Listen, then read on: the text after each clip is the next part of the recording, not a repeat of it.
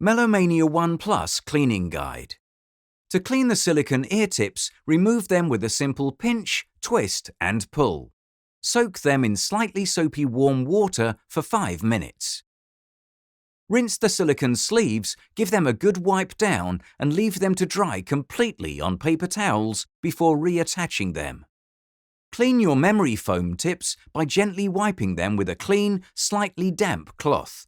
Use water only. Do not clean the tips with alcohol-based cleaning solutions and let them dry completely before the next use. To clean the earbuds, gently wipe them with a clean, slightly damp cloth and dry with a soft, clean cloth. Do not run them under water. Clean the charging case with a soft, dry, lint-free cloth. If necessary, you can slightly dampen the cloth with isopropyl alcohol. Make sure to not get any liquid in the charging ports and allow the case to dry before using it.